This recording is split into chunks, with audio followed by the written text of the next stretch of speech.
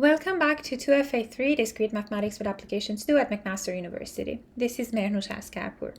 So far we learned about finite automata and about different levels of languages and different types of grammars that define those languages. We said that we have regular, context-free, and context-sensitive and recursively enumerable languages. We've seen that regular languages are generated by regular grammars and are equivalent to the set of languages accepted by finite automata, deterministic or non-deterministic. Then we saw that there are languages like AN, BN, CN, which are not regular and cannot be produced by a regular grammar. So we got to know context-free grammar, which generates context-free languages. These languages are accepted by a more powerful type of automata, which is called push-down automata, which is basically a finite automata extended with a stack. Let's start by understanding what a stack is. You can view a stack as an inductive set, which is extended each time by a push that adds a new element on top of the stack. Stack is a last in, first out data structure. So at each time, we have access to the top element of a stack, which is the last element inserted in it or pushed in it. And we can only remove the last element inserted in the stack at once, which is done by a method called pop. You can also view stack as a machine which consists of a collection of elements, and you can manipulate this collection via three methods. Push, where you add one element on top of the elements already inserted in a stack. Pop, where you remove the last element inserted in the stack. And top, that only shows what is the last inserted element in the stack but does not change the state of the stack. So now, in order to extend a non-deterministic finite automata to make a non-deterministic push-down automata, let's first define non-deterministic finite automata as a machine. We know that an NFA has an input tape, a memory which consists of its states, and it also has a transition function that is basically the algorithm that it implements in order to answer a decision problem. The input tape is only for input, so it is read-only. There are a few variations of or formalizations of NFA where input tape is processed differently, but in the most basic version of finite automata that we study, input tape is processed only once from left to right. So the input header is on each symbol only once, and it only moves to the right and not to the left. A non-deterministic push-down automata is a machine equal to what we'd seen in non-deterministic finite automata, plus its memory extended with a stack. So now we have an unbound memory, but we have limitations on how to store and access elements in that memory because it has a stack structure. A more formalized notion for NPDA or non-deterministic push-down automata is a tuple of its all states, its input alphabet, so this is states, input alphabet, its transition relation, it's the starting state and final state. We also have additional elements for NPDA because we want to be able to work with a stack, so we have additional elements for that. So one is the alphabet of all the elements that we insert or push in the stack, and another one is a symbol that is the initial stack symbol. So when we have symbol and no processing has started yet, we start with this. There are different conventions. For example, in the previous video, I used a different convention where I used 0 as the initial symbol. I will keep going with this one, which is the initial symbol for a stack. So a transition in an NPDA is defined like this. So for example, assume that we have some automaton that has many states, including P and Q, and there's a transition between P and Q. Then we also have an input tape that is reading some string. Let's say that for now, we are in a state P, so the current state is P, and we are reading from the input tape A, so the header is here. And then we also have a stack because it's a PDA. On top of a stack, there is an A, so there could be some things here, and then on top of the stack, we have A. So being in this state P, reading A from the input and A from a stack, the automaton triggers this transition, and it moves to Q. So the current state would be Q, not P anymore, and the input for A has been processed, so the header moves one to the right. and it's not here anymore.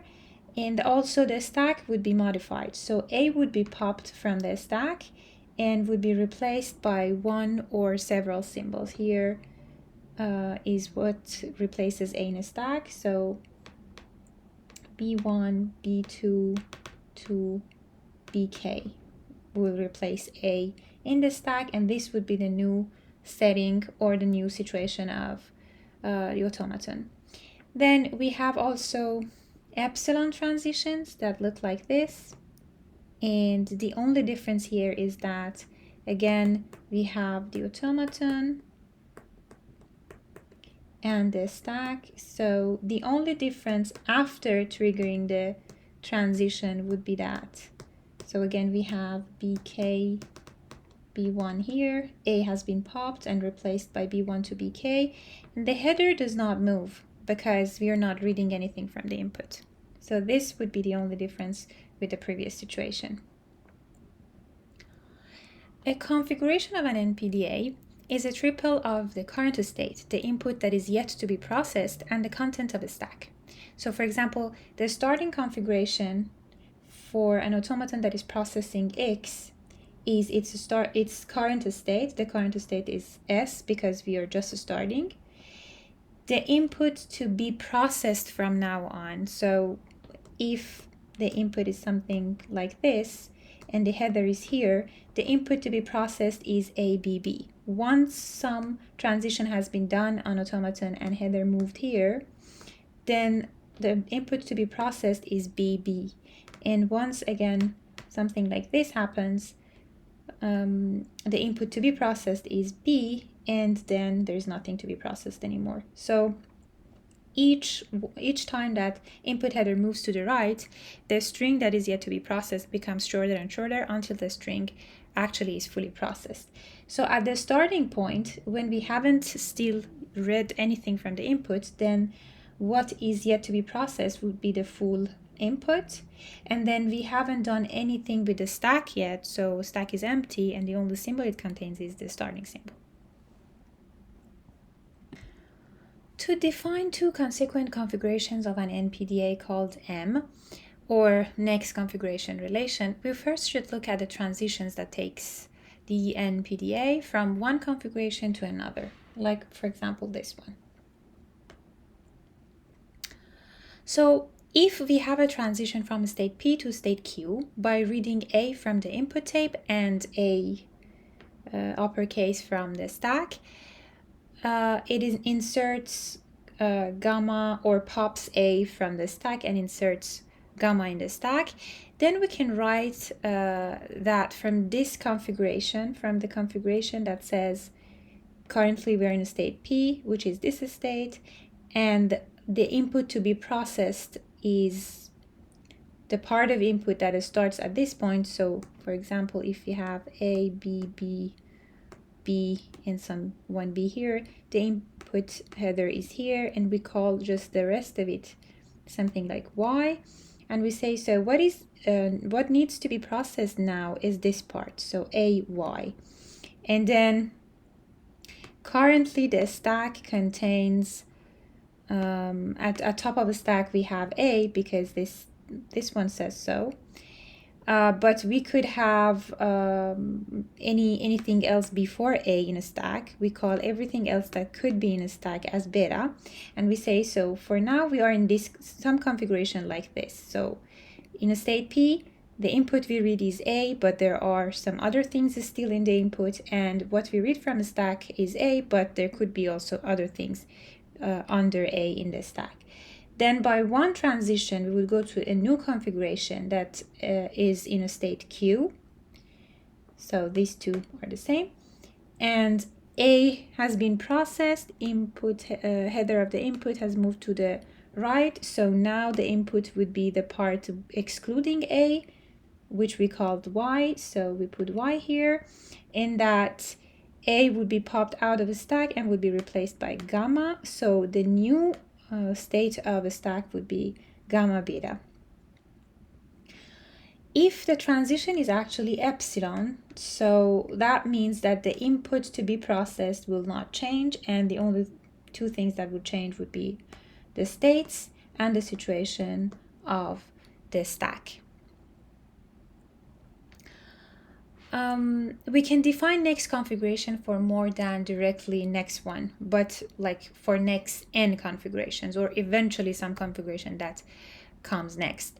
So if the value of n is 0, so 0 transitions, 0 steps is taken, that means that we are still in the same configuration because nothing has happened. And if we can assign some value like n plus 1 to next configuration relation, then that means that D is a configuration that is directly reachable from some configuration E, which itself is reachable from C in n steps. We can also define an extended next configuration relation using the reflexive transitive closure of the next configuration relation, which basically says that configuration D is eventually at some point reachable from configuration C. There are two alternative definitions of acceptance in pushdown automata, by empty stack or by final state. And it doesn't matter which one we tend to use because each type of accepting we define for an automaton, it can simulate the other type. So when PDA accepts a string by final state, it means that it processes all the input and reaches a final state. When PDA accepts by empty stack, it means that it pops the last element off the stack and does not push anything else after reading the entire input. So the input should be fully processed anyway. So let's see an example of an NPDA that accepts strings that are like balanced strings of open and closed brackets, meaning that for each open bracket we have a closed one. So the idea is that each time from the input we read an open bracket, we save it in the stack. So in the stack we keep track of the number of open brackets, and each time we read a closed one from the input, we just remove one of those open brackets that we saved in a stack. So by the end of processing the input, if the stack is empty, that means that for every open bracket we had one closed bracket, so that's why we removed everything. That means the string is balanced. So we can actually define it with an automaton that actually has only one state, and input alphabet is open and closed brackets, and well, we only need one symbol to save open brackets in the stack. And so we have 4 transitions, reading open or closed brackets from input while the stack is empty, while the stack has open brackets at its top. And when the last one is for when the input is fully processed and we reach the end of a stack, meaning that there is no open bracket saved in the stack. So these are transitions, but we can also design the diagram just if that makes it easier to understand. So it's basically one state with a loop, and this loop has 4 labels. So instead of only one, with 4 different situations we can trigger this transition. One is that if we read from input an open bracket and the stack is, well, we haven't yet inserted anything in the stack, or everything that has been inserted has been already removed. So open bracket and empty stack, open bracket and not empty stack, close bracket and not empty stack, so and a stack meaning that at top of it there is some open bracket, and then empty input, which is taken when input is fully done, and stack being having nothing in it except for initial symbol. So when we read open bracket for the first time from the input, or for any time where up to there the string has been balanced because we have nothing stored in the stack, then we just add something at top of the stack, add an open bracket. And if the stack is not empty, then again we just pop the bracket that is already there and add 2 instead of 1. So meaning that we add another bracket in the stack. And if we read a closed one, and we have one open at top of the stack, then we can remove the one that is on top of the stack because we've read one closed bracket, so we remove one of the open brackets of the stack. And here we just make the stack fully empty, so that would be the acceptance situation. And yeah, the acceptance would be when, so it doesn't depend on final state, but it depends on the stack being empty. So the first acceptable string is epsilon, right? Because epsilon doesn't have any open or closed brackets, so the automata needs to be able to, the automata together with the stack need to be able to accept it. So let's see what happens. Initially, the stack looks like this. There's nothing in it. And then we are in a state S, right? So what is the transition that here we take? There is none of these three could be taken because we don't have any open or closed bracket in input. So this one would be taken, which basically empties the stack. Oops. So we had initial symbol, we pop initial symbol, and we just remove it. So we have nothing in the stack. And when the stack is empty, that means that the input is accepted. Another example is, let me just also close this one. Another example is, let's say, something like this. And here is the stack. So from the input, we read one open bracket. The transition could be one of these two on the left. But the stack contains initial symbols, so the one that we take is the first one, this one. And we insert or we push one open bracket here. So basically, whenever we read an open bracket, we insert one in the stack. And for the second one, so when header is here, we take this transition. Then we read a closed one. So when we read a closed one and the stack is not empty, we take this transition, which means that popping one of the brackets that we already stored in the stack, and I just cancel them like this because if I use eraser, maybe some other things would be removed. Then we read another open bracket, and this time again this transition is taken. So we store another open bracket in the stack. Then we read another closed one, so we use this transition again, and we remove this one from the stack. And finally we read this one. And again this transition is taken, and this one is removed from the stack. So now the input is fully processed. We have nothing else to read from the input. And a stack contains only initial symbol, right? So now the only transition we can take is this one. So nothing from input and initial symbol from the stack. We also pop out the initial symbol because it says to, the transition says to pop it. And so now the stack is empty. The input is fully processed, and that means the string is accepted. Let's see a different example where we don't think that the string needs to be accepted. So for example, something like this. Again, the stack looks like this. So we see an open bracket. This transition is taken because the stack hasn't been inserted in the stack yet. So an open bracket here. For the second open bracket, we take this transition, and so another bracket is saved here. And then for this one, this transition is taken, so one of the brackets in the stack is popped out. And now the input is fully processed, but the stack is not empty. So that means that the accepting situation is not fulfilled, and so the string is not accepted.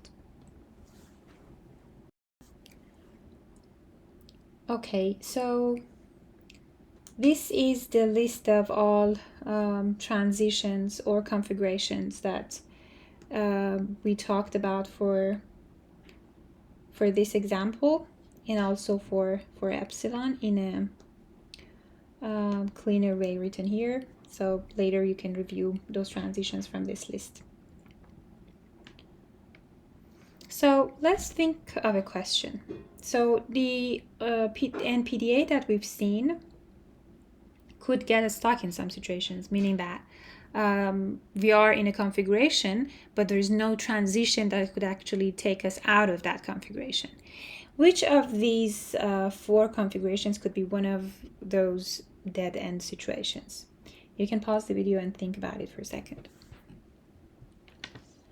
Okay, so let's look at the diagram and see that for each configuration, each of these 4 configurations, is there any transition that actually takes us out of those configurations, so changes the configuration of the automaton, or they're actually dead ends and there's no way out of them? So once we are in those configurations, there's no way out of them. Okay, let's see if A is a dead end or a normal configuration. So the configuration says that current state is S. There is no other option. We have only one state, so that's okay.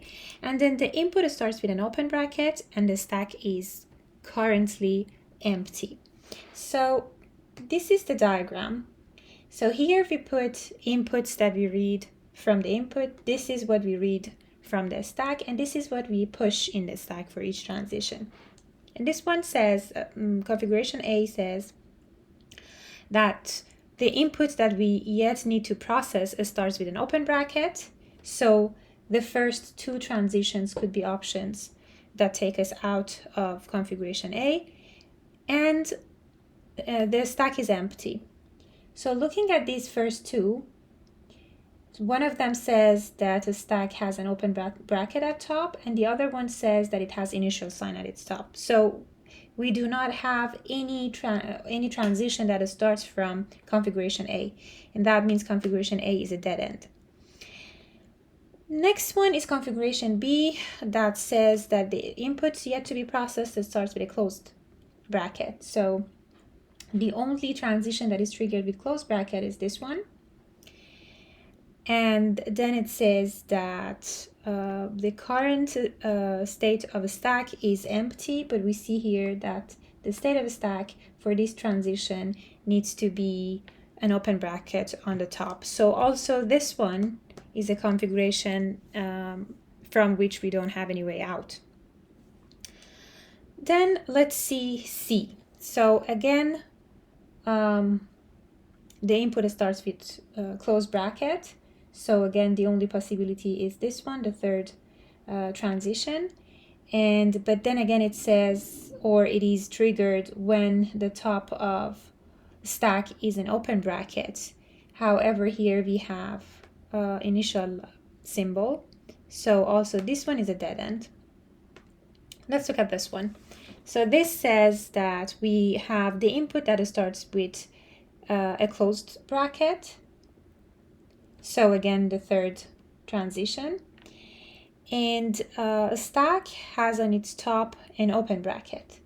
And that is basically what we have here. So an open bracket from input, a closed bracket at the beginning of input, open bracket on top of the stack, and then the next transition would be, the next configuration, would be S, X, and gamma, because we are removing whatever there is on top of the stack.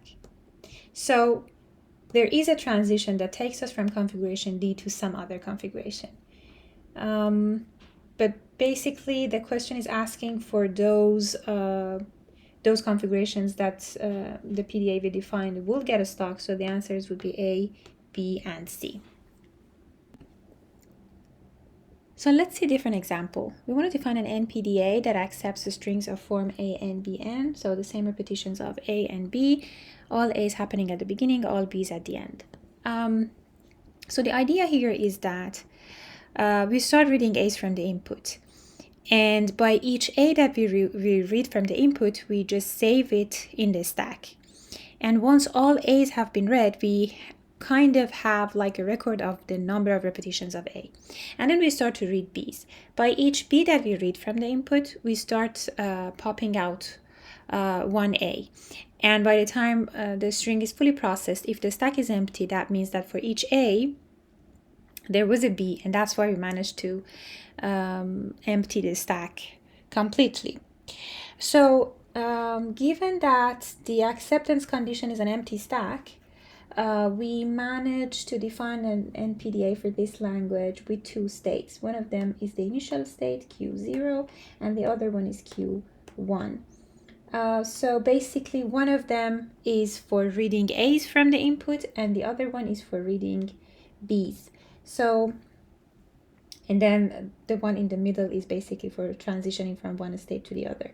So the first string acceptable for NPDA would be epsilon, because n could be equal to 0. So A0, B0 would be epsilon. So the first thing that we accept is epsilon. So reading epsilon from input and a stack hasn't been really touched, then we make the stack empty, and when the stack is empty, the string is acceptable. Otherwise, we start reading A. So when we read the first A from input, the stack is not touched yet, so the first symbol is initial symbol, and we can replace it by A. And then for any A that comes after the first A, the first symbol of the stack would be an A, and so we again add an A. So here we are removing, for the second one, we are removing the initial symbol, and replacing it by an A. So at this point, when we read all A's from the input, there is nothing except an A in the stack. Then we want to start reading B's. So we define a transition between these two states, epsilon, so reading nothing from the input, and a stack should contain A, meaning that from here we are going to start to popping off A's, and then we are not changing anything in the stack. But here we start reading B from input, and for each B that we read from input, we remove one A from the stack. Okay, so let's try this for an input like A3, B3, so something which is acceptable first. A3, B3. So the first transition that we'll take, and this is the stack. So at the beginning in a stack, we have only initial symbol.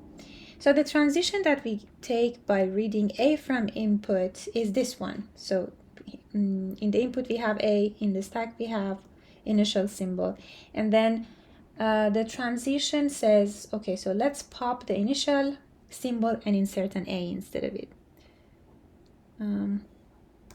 So this would be the new form of, or the new state for stack. Then we read the second A, and this transition would be taken. So we push another A in the stack, and then the third one. So basically, like technically what this transition is saying is like you pop this A and then insert two others, which at the end would be like equal to inserting one. And then you read the third one and you insert another one. So then you read B from input. And here, but we are in a state Q0, and here there is nothing defined for input B. So the only option, the only transition that could be triggered is this one. This one cannot be triggered because we don't have initial symbol on top of this stack anymore. So the only option is this one. And we are not changing the stack situation. We are not changing the header of input. The only thing that is changed is the current state. Now we move to Q1. In Q1, we read B, and for each B, we remove one A from stack. Then we read this one, we remove this, we read this one, we remove this. And now the stack is empty, the string is fully processed, and that means that this string is accepted. Now let's see an example of a string that should not be accepted. Something like AABA, right? Or AA, let's say, no, let's give them the same number, A, B, and then A. Okay, again, we start from here. We read A and initial symbol from stack. So this transition is taken and we remove initial state and we insert an A here. And then we start reading B. There is nothing defined with B for Q0, so we move to Q1. And then at Q1, we take this transition, which removes A from a stack. So now the stack is empty. And now we have A. The string is not fully processed, so we still have A. So we read A. There is nothing in Q1 that we can do for A, right? There is no transition that is defined with input A from Q1. So we get trapped in this configuration, which is Q1 and A to be processed. So the last symbol is the remaining of the input that needs to be processed, and a stack is empty. Okay, so this is a dead end condition.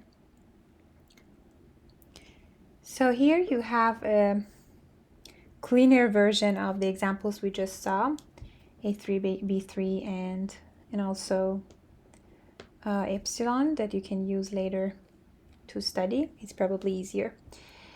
But let's see a question together. So how many configurations are in a computation of the NPDA that we just saw that accepts A and Bn?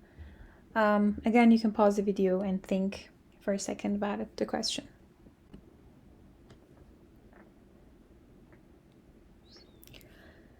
Okay, so let's try to list the configurations that are possible for accepting A and Bn. So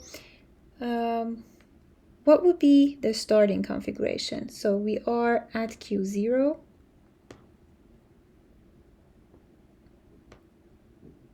Q0, and the input hasn't been processed yet, so all of it is to be processed, and we haven't touched the stack, so we have the initial symbol in a stack.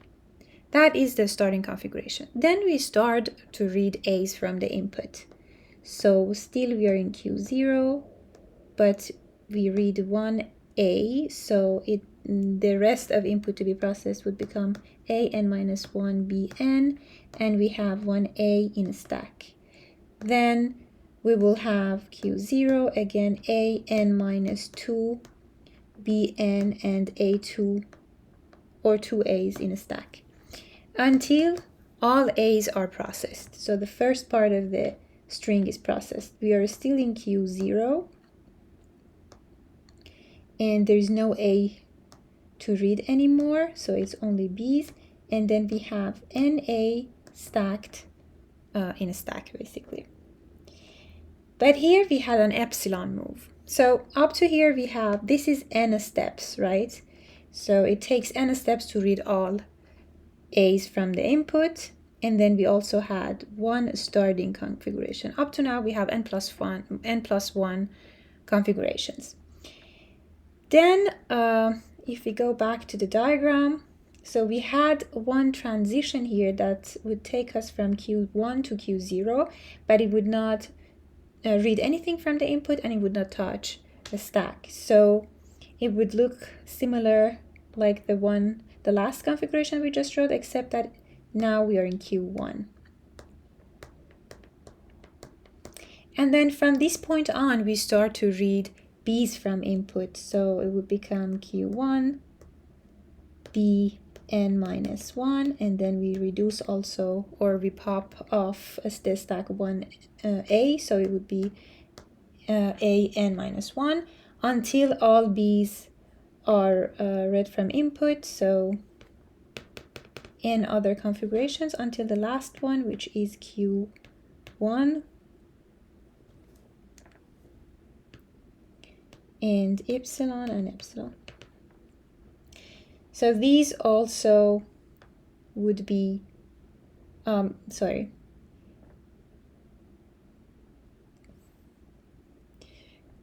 those that read n, so these would be n steps, and then here we have one step between Q0 and Q1. So the summation of all the steps would be, or all configurations that our automaton could be in, would be n plus 1 plus n plus 1, and that is C.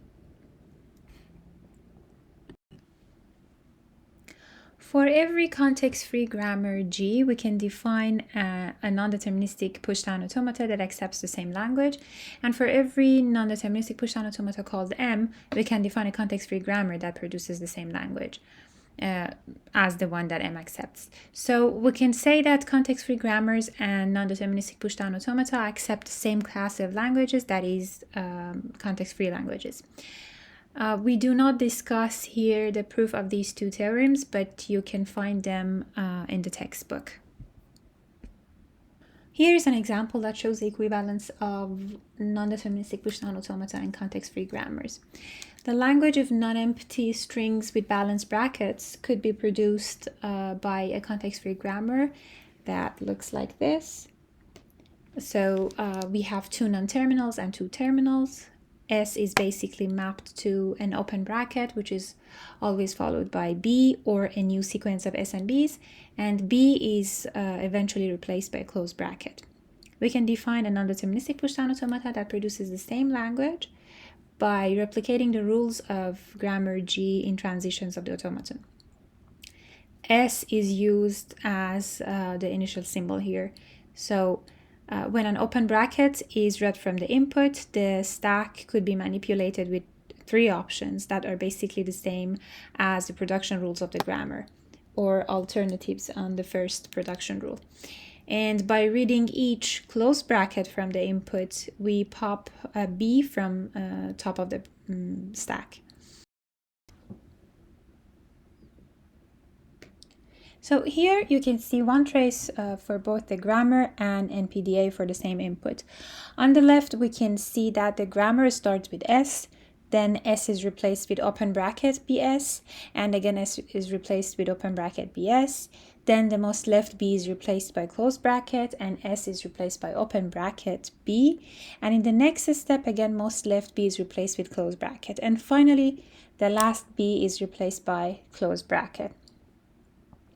On the right, we have a trace of configurations of NPDA, where initially the input is not yet processed, so all of it is to be processed, and the stack contains only the initial symbol, which here is S.